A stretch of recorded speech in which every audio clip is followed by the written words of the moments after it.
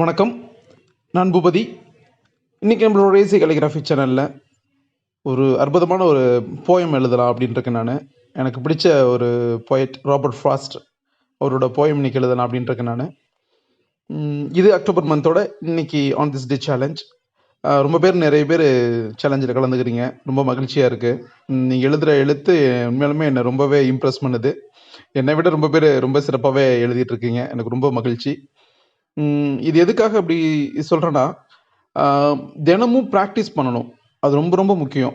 Daily practice தான் நம்மளோட கையெழுத்தில் ஒரு பெரிய மாற்றத்தை ஏற்படுத்தும். இன்னைக்கு ரொம்ப சிறப்பாக எழுதிட்டு இருக்கிற எல்லா மாணவர்களுமே தினமும் ப்ராக்டிஸ் பண்ணதுனால தான் அவங்களோட கையெழுத்தில் இவ்வளோ பெரிய மாற்றம் ஏற்பட்டிருக்கு. அதனால் அந்த டெய்லி ப்ராக்டிஸ் அப்படின்றத மறக்கவே கூடாது. ஒரு நாள் கூட மிஸ் பண்ணக்கூடாது.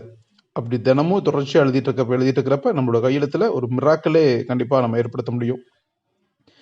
எனக்கு ரொம்ப பிடிச்ச போயட் அப்படின்னு பார்த்தா ராபர்ட் ஃப்ராஸ்ட்டு, ரவீந்திரநாத் தாகூர், இந்த 2 பேர் தான் எனக்கு ரொம்பவே பிடிக்கும். இந்த போயம் படித்தோன்னே எனக்கு ரொம்ப நல்லா இருந்துச்சு. சரி, இன்றைக்கி நம்ம எழுதுவோமே அப்படின்றதுக்காக நான் எழுதுகிறேன். சேனலை தொடர்ச்சியாக வாட்ச் பண்ணுங்கள்.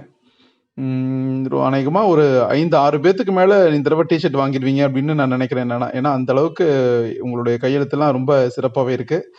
யார் யார் அப்படின்றத நம்ம இப்பயே சொல்லிட்டோம்னா ஒரு இன்ட்ரெஸ்ட் இல்லாமல் போயிடும். அதனால் அதை யார் அப்படின்றத நான் அடுத்த மாதம் 2ஆம் தேதி அன்னைக்கு நான் அறிவிக்கிறேன்.